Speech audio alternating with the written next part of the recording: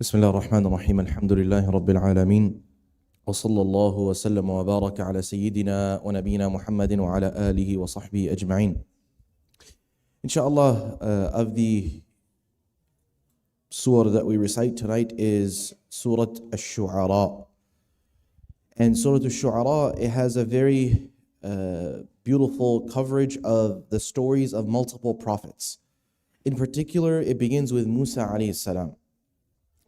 And there's one ayah that I want to pick, ayah number 18 onwards, then 3 or 4 ayat, where Allah Azza wa Jal shares with us the dialogue that took place between Musa and Fir'aun. The very first dialogue when Musa comes back alayhi salam as a prophet. Allah says, go forth to the Banu Israel and say, Arsil ma'ana Bani Israel, tell Fir'aun, enough is enough, send with us the Banu Israel, وَلَا تُعَذِّبْهُمْ, and do not continue to persecute them. When Musa says this to Fir'aun, Fir'aun responds with two types of responses. And the Quran is, we have to remember that the Quran does not give us unnecessary information. Why would the Quran give us details of what Fir'aun is saying? It's to show us the way that we say that, look, this is prophetic character. This is how the prophet would respond. Well, this is to measure up to see what is a Fir'aunic character. How does a Fir'aun become a Fir'aun? You don't just wake up and become a Fir'aun. There are small habits that you begin to bring within you. They add up and they build up, and then you become Fir'aun one day. Part of those habits they show here. Two things he does. Very, very clever psychological tricks, you'd say, which are true, they are psychological tricks. But at the other side, they are the tricks of the devil, of the shaitan, and obviously Fir'aun is showing that at his prime. What does he say? He says, أَلَمْ نُرَبِّكَ فِينَا وَلِيدًا? You're going to come here into my palace and give me this long lecture about Allah and this. Aren't you that little baby that we picked up? Look at how he's triggering Musa. This is called man in Arabic, which is mentioned throughout the Quran. لا تبطلوا صدقاتكم بالمن. Don't ruin your sadaqah with man. Man is when you start counting your favors. Remember when I did that for you? He's saying, remember you were a little baby.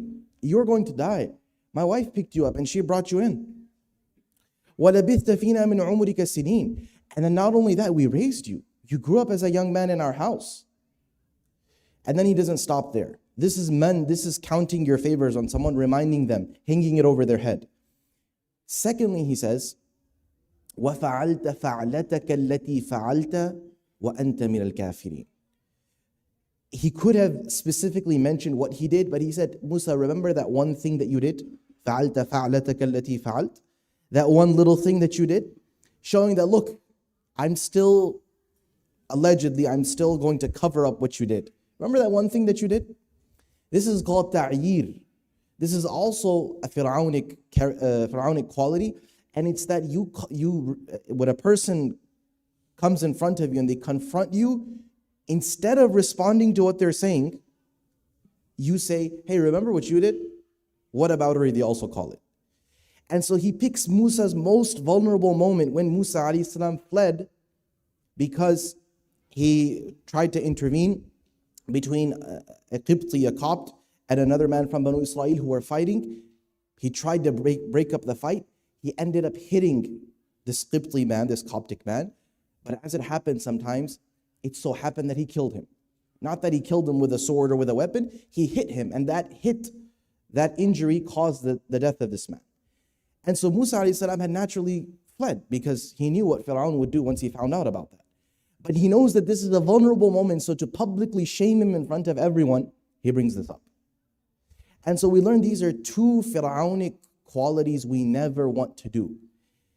We never want to count our favors on someone. Sometimes we may have given them money, but a lot of times it's not money. It's a small favor. It's something we've done. But we just kind of like to remind them, hey, by the way, remember I did you that favor? And the second thing is that we never want to be in a position where if we are confronted for something wrong we've done, we begin to call out the other person for something wrong that they did at someplace else. But Musa alayhi salam is a prophet, so he teaches us, how do you respond to this? So he says, فَعَلْتُهَا إِذًا وَأَنَا مِنَ الضَّالِّينَ. He's a prophet, he doesn't lie. Look, I won't lie. I did it. I killed the man. وَأَنَا مِنَ الضَّالِّينَ. I killed the man. You know why I did not intend to kill him. But then you could say, well, why didn't you stay for the consequences? Why did you run away? Well, here's why I ran away. مِنَ الضَّالِّينَ. I was from those that did not know. Here, ضَالِّينَ, you would not say that those that have gone astray from ضلال.